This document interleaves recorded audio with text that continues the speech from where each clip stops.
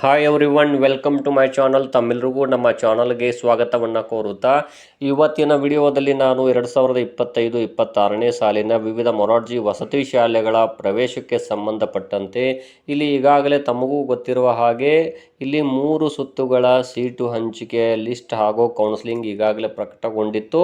ಅದಕ್ಕೆ ಅಡ್ಮಿಷನ್ ಮಾಡಲು ಕಾಲಾವಕಾಶವನ್ನು ಕೊಡಲಾಗಿತ್ತು 26ನೇ ಮೇ 2025ರವರೆಗೆ. ಹಾಗಾದರೆ ಇವತ್ತಿನ ವಿಡಿಯೋದಲ್ಲಿ ನಾನು ತಮಗೆ ತಿಳಿಸ್ಕೊಡ್ತಾ ಇರುವ ವಿಷಯ ಒಂದು ಅಥವಾ ಇನ್ಫಾರ್ಮೇಷನ್ ಏನು ಅಂದರೆ ಇಲ್ಲಿ ಕ್ರೈಸ್ ವೆಬ್ಸೈಟ್ನಲ್ಲಿ ಅಂದರೆ ಕರ್ನಾಟಕ ವಸತಿ ಶಿಕ್ಷಣ ಸಂಸ್ಥೆಗಳ ಸಂಘದ ಅಧಿಕೃತ ವೆಬ್ಸೈಟ್ನಲ್ಲಿ ಒಂದು ಮಾಹಿತಿಯನ್ನು ಅಲ್ಲಿ ತಿಳಿಸಿರುತ್ತಾರೆ. ಅದು ಏನು ಅಂತ ತಮ್ಮೊಂದಿಗೆ ಇವತ್ತು ನಾನು ಶೇರ್ ಮಾಡ್ಕೊಳ್ತಾ ಇದ್ದೀನಿ. ಮತ್ತು ನಮ್ಮ ಚಾನಲನ್ನು ಮೊದಲ ಬಾರಿಗೆ ನೋಡ್ತಾ ಇರೋರು ನಮ್ಮ ಚಾನಲನ್ನು ಸಬ್ಸ್ಕ್ರೈಬ್ ಆಗಿ ಅದೇ ರೀತಿಯಾಗಿ ಬೆಲ್ ಐಕನ್ ಕೂಡ ಪ್ರೆಸ್ ಮಾಡಿ ಅಂತ ಹೇಳುತ್ತಾ ಇಲ್ಲಿ ತಾವು ಕೂಡ ಈ ವಿಡಿಯೋದಲ್ಲಿ ನೋಡ್ತಾ ಹೋಗ್ಬೋದು ಇಲ್ಲಿ ಮಾಹಿತಿ ಏನಿದೆ ಅನ್ನೋದು. ಇದು ಕ್ರೈಸ್ ವೆಬ್ಸೈಟ್ನಲ್ಲಿ ಅಧಿಕೃತ ವೆಬ್ಸೈಟ್ ಇದು. ಇಲ್ಲಿ 3ನೇ ಸುತ್ತಿನಲ್ಲಿ ವಿಶೇಷ ವರ್ಗಗಳ ಅರ್ಹ ಅಭ್ಯರ್ಥಿಗಳಿಗೆ 6ನೇ ತರಗತಿಗೆ ನೇರವಾಗಿ ದಾಖಲಾತಿಯನ್ನು ಪಡೆಯಲು ಕ್ರೈಸ್ ವೆಬ್ಸೈಟ್ನಲ್ಲಿ ಅವಕಾಶ ಕಲ್ಪಿಸಲಾಗಿದೆ ಅಂತ ತಿಳಿಸಿರುತ್ತಾರೆ. ಇಲ್ಲಿ ವಿಶೇಷ ವರ್ಗದ ವಿದ್ಯಾರ್ಥಿಗಳು ಮಾತ್ರ ಇಲ್ಲಿ ಅಪ್ಲಿಕೇಶನ್ನ ಸಲ್ಲಿಸಬೇಕಾಗುತ್ತೆ. ಅದು ಹೇಗೆ ಅನ್ನೋದನ್ನು ನಾನು ತಮ್ಮಂತೆ ತಿಳಿಸ್ಕೊಡ್ತಾ ಇದ್ದೀನಿ. ತಾವು ಕೂಡ ಇದನ್ನು ಪ್ರಯತ್ನ ಮಾಡಿ ನೋಡಬಹುದು.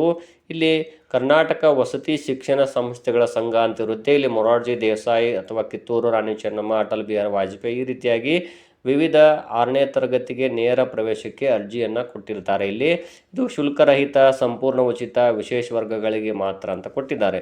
ಇಲ್ಲಿ ಒಂದು ಸೂಚನೆ ಏನು ಕೊಟ್ಟಿದ್ದಾರೆ ಅಂದರೆ ವಿಶೇಷ ವರ್ಗದ ಸೀಟನ್ನು ನೇರ ಪ್ರವೇಶಾತಿಯಿಂದ ಪಡೆದ ಅಭ್ಯರ್ಥಿಗಳು ಒಂದು ವೇಳೆ ಪ್ರವೇಶ ಪರೀಕ್ಷೆಯ ಮೂಲಕ ಸೀಟು ಹಂಚಿಕೆಯನ್ನು ಬಯಸಿದಲ್ಲಿ ಯಾವುದೇ ವಸತಿ ಶಾಲೆಯಲ್ಲಿ ದಾಖಲಾಗಿರಬಾರದು.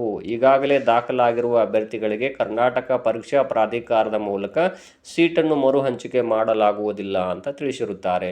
ಇಲ್ಲಿ ಕ್ರೈಸ್ ವೆಬ್ಸೈಟ್ನಲ್ಲಿ ಇದು ಕೇವಲ ವಿಶೇಷ ವರ್ಗದ ವಿದ್ಯಾರ್ಥಿಗಳಿಗಿರುವಂತಹ ಮಾಹಿತಿ ಆಗಿರ್ತದೆ. ಇದು ಅಲ್ಲಿ ಏನು ಕರ್ನಾಟಕ ಪರೀಕ್ಷಾ ಪ್ರಾಧಿಕಾರದವರು ಎಕ್ಸಾಮಿನೇಷನ್ ಕಂಡಕ್ಟ್ ಮಾಡಿದಾರಲ್ಲ, ಅಲ್ಲಿ ಅವ್ರಿಗೆ ಅದರ ಮೂಲಕ ಅಲ್ಲಿ ಆಯ್ಕೆ ನಡೀತದೆ.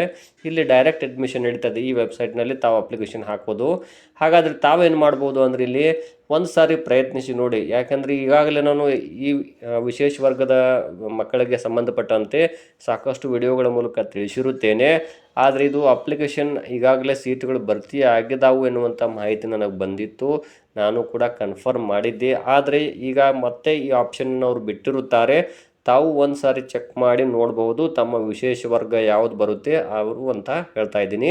ಇಲ್ಲಿ SATS ನಂಬರನ್ನು ಹಾಕಬೇಕು. ತಾವು SATS ನಂಬರನ್ನು 5ನೇ ತರಗತಿ ಕಲಿಯುತ್ತಿರುವ ಶಾಲೆಯಿಂದ ತಾವು ಆ ನಂಬರನ್ನು ಪಡ್ಕೊಂಡು ಇಲ್ಲಿ ಹಾಕಿ ಸರ್ಚ್ ಕೊಟ್ಟರೆ ತಮ್ಮ ಸಂಪೂರ್ಣ ಮಾಹಿತಿ ಇಲ್ಲಿ ಓಪನ್ ಆಗುತ್ತೆ. ಅದನ್ನು ಡೈರೆಕ್ಟಾಗಿ ಬಲ್ಕಾಗಿ ಮಾಹಿತಿಯನ್ನು ಅದು ಡೈರೆಕ್ಟ್ ಓಪನ್ ಆಗ್ತದೆ ತಮ್ಮ ಸಂಪೂರ್ಣ ಡೀಟೇಲ್ಸಲ್ಲಿ. ಇಲ್ಲಿ ತಾವು ಏನು ಮಾಡ್ಬೋದು ಅಂದರೆ ಇಲ್ಲಿ ಆಪ್ಷನ್ ಏನು ಕೊಟ್ಟಿದ್ದಾರೆ ಅವರು, ಅಭ್ಯರ್ಥಿ 6ನೇ ತರಗತಿ ಪ್ರವೇಶ ಪರೀಕ್ಷೆ 2025ಕ್ಕೆ ಅರ್ಜಿ ಸಲ್ಲಿಸಿದ್ದು ಲಭ್ಯವಿರುವ ಸೀಟನ್ನು ಕರ್ನಾಟಕ ಪರೀಕ್ಷಾ ಪ್ರಾಧಿಕಾರದವರಿಂದ ಪಡೆದು ದಾಖಲಾಗಲು ಇಚ್ಛಿಸುವಿರಾ ಅಂತಿದೆ. ಅಲ್ಲಿ ತಾವು ಏನು ಮಾಡ್ಬೋದು, ಇಲ್ಲ ಅಂತ ಹೇಳಿ.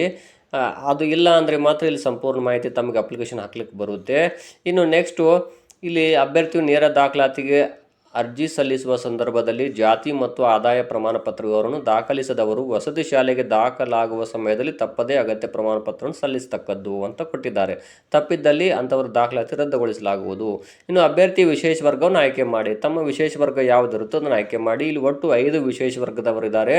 ಎ ವರ್ಗ ಬೇರೆ, ಬಿ ಮತ್ತು ಸಿ ಆಗಿರ್ಬೋದು, ಡಿ ಮತ್ತು ಈ ರೀತಿಯಾಗಿ 5 ವಿಶೇಷ ವರ್ಗಗಳು ಕೊಟ್ಟಿದ್ದಾರೆ. ತಮ್ಮ ವರ್ಗ ಯಾವುದು ತಾವು ಹಾಕಬಹುದಲ್ಲಿ ಆಪ್ಷನ್ನ ಕ್ಲಿಕ್ ಮಾಡಬೇಕಾಗುತ್ತೆ.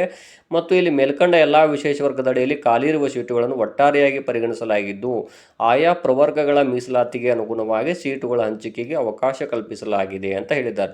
ಟೋಟಲ್ ಆಗಿ ಇಲ್ಲಿ ಎದಿಂದ ಈವರೆಗೂ ಆಪ್ಷನ್ಸ್ಗಳಿವೆ ವಿಶೇಷ ವರ್ಗದಲ್ಲಿ. ಆದರೆ ಇಲ್ಲಿ ಒಟ್ಟಾರೆಯಾಗಿ ಯಾರು ಮೊದಲಿಗೆ ಅಪ್ಲಿಕೇಶನ್ ಹಾಕ್ತಾರೆ ಅವರಿಗೆ ಇಲ್ಲಿ ಅವಕಾಶವನ್ನು ಕಲ್ಪಿಸಲಾಗುತ್ತೆ ಎದಿಂದ ಈವರೆಗೂ.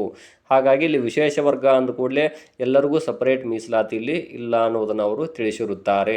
ಹಾಗಾಗಿ ಇಲ್ಲಿ ತಾವೇನು ಮಾಡ್ಬೋದು ನೆಕ್ಸ್ಟ್ ಅಂದರೆ ಅಭ್ಯರ್ಥಿಯು ವಿಶೇಷ ವರ್ಗದ ಅಡಿಯಲ್ಲಿ ವ್ಯಾಸಂಗ ಮಾಡಲು ಇಚ್ಛಿಸುವ ಜಿಲ್ಲೆ, ತಾಲೂಕು, ವಸತಿ ಶಾಲೆಯಲ್ಲಿ ಲಭ್ಯವಿರುವ ಖಾಲಿ ಸ್ಥಾನಗಳನ್ನು ಆಯ್ಕೆ ಮಾಡಿಕೊಂಡು ಅದರ ಅನುಗುಣವಾಗಿ ಪ್ರವೇಶಾತಿಗಾಗಿ ದಾಖಲಾತಿ ಪತ್ರ ಪಡೆಯುವುದು ಅಂತ ಕೊಟ್ಟಿದ್ದಾರೆ. ತಮ್ಮ ಜಿಲ್ಲೆ ಹಾಕಬೇಕು, ತಮ್ಮ ಸ್ವಂತ ತಾಲೂಕು ಹಾಕಬೇಕು. ಇನ್ನು ವಸತಿ ಶಾಲೆ ತಾಲೂಕು ಅಂದರೆ ನಿಮ್ಮ ಇಡೀ ಡಿಸ್ಟಿಕ್ಕಲ್ಲಿ ಎಲ್ಲೆಲ್ಲಿ ಖಾಲಿ ಸೀಟುಗಳಿವೆ, ಇಲ್ಲಿ ಲಭ್ಯ ಇರುವ ಸೀಟುಗಳು ಅಂತ ತೋರಿಸುತ್ತೆ. ತಾವು ಒಂದು ಯಾವುದಾದ್ರೂ ವಸತಿ ಶಾಲೆಯನ್ನು ಎಂಟ್ರಿ ಮಾಡಿದರೆ ಅಲ್ಲಿ ಎಷ್ಟು ಸೀಟುಗಳು ಲಭ್ಯ ಇವೆ ಅನ್ನೋದು ತೋರಿಸುತ್ತೆ, ಹಂಚಿಕೆಯಾದ ಸೀಟುಗಳು ಎಷ್ಟು ಅಂತಲೂ ತೋರಿಸುತ್ತೆ. ಮತ್ತು ನಾನು ಈಗಾಗಲೇ ಇಲ್ಲಿ ಒಂದು ಉದಾಹರಣೆಯನ್ನು ತಿಳಿಸೋದಾದರೆ, ಕೆಲವು ಜಿಲ್ಲೆಗಳಲ್ಲಿ ಕೆಲವು ಆಪ್ಷನ್ಸ್ಗಳು ಈಗಾಗಲೇ ಭರ್ತಿಯಾಗಿವೆ ಸೀಟುಗಳು, ಅಂದರೆ ವಿಶೇಷ ವರ್ಗಕ್ಕೆ ಸಂಬಂಧಪಟ್ಟ ಹಾಗೆ ಕೆಲವೊಂದವರಿಗೆ ಅಲ್ಲಿ ಇನ್ನೂ ಖಾಲಿ ಹುದ್ದೆಗಳಿವೆ ಅನ್ನೋದನ್ನು ಕೆಲವೊಂದು ತೋರಿಸುತ್ತೆ ಅನ್ನುವಂತಹ ಮಾಹಿತಿ ನನಗೆ ಬಂದಿರುತ್ತೆ. ಹಾಗಾಗಿ ತಾವು ಕೂಡ ಪ್ರಯತ್ನಿಸಿ ನೋಡಿ ಅಂತಲೇ ಹೇಳ್ತಾ ಇದ್ದೀನಿ. ನಮ್ಮ ಶಾಲೆ ವಿದ್ಯಾರ್ಥಿಗಳದ್ದು ಅಪ್ಲಿಕೇಶನ್ ಹಾಕಿ ನೋಡಿದ್ದೀವಿ, ಬಟ್ ಇಲ್ಲಿ ನಮ್ಮಲ್ಲಿ ಎಲ್ಲ ಸೀಟುಗಳು ಭರ್ತಿಯಾಗಿವೆ ಅಂತ ಮಾಹಿತಿ ಬರ್ತಾ ಇದೆ. ಸೊ ತಾವು ಕೂಡ ಒಂದು ಸಾರಿ ಪ್ರಯತ್ನಿಸಿ ನೋಡಿ, ತಮ್ಮದು ವಿಶೇಷ ವರ್ಗ ಆಗಿದ್ದಲ್ಲಿ ಯಾವ್ಯಾವ ವಿಶೇಷ ವರ್ಗದಲ್ಲಿ ತಾವು ಬಂದಿದ್ದೀರಿ ಅಂತ ತಾವೇ ಕನ್ಫರ್ಮ್ ಮಾಡ್ಕೊಳ್ಳಿ. ಇಲ್ಲಿ ಇಷ್ಟಕ್ಕೊಂದು ಆಪ್ಷನ್ಸ್ಗಳಿವೆ ಅಂತ ಹೇಳ್ತಾ ಇದ್ದೀನಿ. ಇನ್ನು ಮುಖ್ಯ ಸೂಚನೆಗಳು ಕೊಟ್ಟಿದ್ದಾರೆ. ಇಲ್ಲಿ ವಿಶೇಷ ವರ್ಗದ ಮಕ್ಕಳಿಗೆ ಆಯೋಜಿಸಿರುವ 6ನೇ ತರಗತಿ ನೇರ ಪ್ರವೇಶಾತಿಯು ಸಂಪೂರ್ಣ ಉಚಿತವಾಗಿರುತ್ತೆ, ಇಲ್ಲಿ ಯಾವುದೇ ಹಣ ಇರುವುದಿಲ್ಲ. ಹಾಗಾಗಿ ತಾವು ಕೂಡ ಒಂದು ಸರಿ ಪ್ರಯತ್ನಿಸಿ ನೋಡಿ ಅನ್ನುವುದೇ ನನ್ನ ರಿಕ್ವೆಸ್ಟ್ ಆಗಿರುತ್ತೆ. ಇಲ್ಲಿ ಏನು ಅಭ್ಯರ್ಥಿಯು ಸ್ವಂತ ಜಿಲ್ಲೆಯ ವಸತಿ ಶಾಲೆಗಳನ್ನು ಮಾತ್ರ ಆಯ್ಕೆ ಮಾಡಿಕೊಳ್ಳತಕ್ಕದ್ದು ಅಂತ ಹೇಳಿದ್ದಾರೆ. ಔಟ್ ಆಫ್ ಡಿಸ್ಟಿಕ್ಕಿಗೆ ಅವಕಾಶ ಇರುವುದಿಲ್ಲ. ತಮ್ಮ ಜಿಲ್ಲೆಯ ತಾಲೂಕು ಹಾಕ್ಕೊಳ್ಳಿ. ಇಲ್ಲಿ ವಸತಿ ಶಾಲೆ ತಾಲೂಕು ಯಾವುದಾದ್ರೂ ತಾಲೂಕಲ್ಲಿ ತಾವು ಪ್ರಯತ್ನಿಸಬಹುದು. ಒಂದು ಜಿಲ್ಲೆ ಇದೆ ತಮ್ಮದು ಅಂದಾಗ ಅಲ್ಲಿ ಲಭ್ಯವಿರುವ ಸೀಟುಗಳು ಯಾವುದಾದ್ರೂ ಇದ್ದರೆ ತೋರಿಸುತ್ತೆ. ಆದರೆ ಕೆಲವೊಂದು ಇಲ್ಲಿ ಏನಿದಾವಲ್ಲಿ ಎ ವರ್ಗದಿಂದ ಈ ವರ್ಗದವರೆಗೂ ಕೆಲವೊಂದು ಆಪ್ಷನ್ಸ್ಗಳು ಈಗಾಗಲೇ ಸೀಟುಗಳು ಭರ್ತಿಯಾಗಿವೆ ಅನ್ನುವಂಥ ಮಾಹಿತಿ ಬರ್ತಾ ಇದೆ. ತಾವು ಏನು ಮಾಡ್ಬೋದು ಅಂದರೆ ಇಲ್ಲಿ ಯಾವುದು ಆಪ್ಷನ್ಸ್ ಇದೆ ಪ್ರಯತ್ನಿಸಿ ನೋಡಿ, ತಮ್ಮದು ಯಾವ ವಿಶೇಷ ವರ್ಗದಲ್ಲಿ ಬರ್ತೀರಿ ಅನ್ನೋದನ್ನು ಆಧಾರದ ಮೇಲೆ. ಒಂದು ಸಾರಿ ನನ್ನ ರಿಕ್ವೆಸ್ಟ್ ಇದು, ತಾವು ಕೂಡ ಪ್ರಯತ್ನಿಸಿ ನೋಡ್ಬೋದು. ನಾನು ಆಗಲೇ ಟ್ರೈ ಮಾಡಿ ನೋಡಿರುತ್ತೇನೆ, ನಮ್ಮ ಜಿಲ್ಲೆಯಲ್ಲಿ ಈ ಸೀಟುಗಳು ಭರ್ತಿಯಾಗಿವೆ ಅನ್ನುವಂಥ ಮಾಹಿತಿ ಬರ್ತಾ ಇದೆ. ಸೊ ತಮ್ಮಲ್ಲಿ ಏನಾದರೂ ತಮ್ಮ ಜಿಲ್ಲೆಯಲ್ಲಿ ಖಾಲಿ ಇದಾವೆ ಅನಿಸ್ತದೆ, ಯಾಕಂದರೆ ಈಗಾಗಲೇ ಅವರು ಮಾಹಿತಿಯನ್ನು ಕೊಟ್ಟಿದ್ದಾರೆ ಅಂದಮೇಲೆ ಈ ಅಪ್ಲಿಕೇಶನ್ ಹಾಕಲಿಕ್ಕೆ ಅವಕಾಶ ಕೊಟ್ಟಿದ್ದಾರೆ. ಹಾಗಾಗಿ ತಾವು ಪ್ರಯತ್ನಿಸಿ ನೋಡಬೇಕೆನ್ನುವುದೇ ನನ್ನ ಇಲ್ಲಿ ಒಂದು ರಿಕ್ವೆಸ್ಟ್ ಅಂತ ಹೇಳ್ತಾ ಇದ್ದೀನಿ. ಧನ್ಯವಾದಗಳು.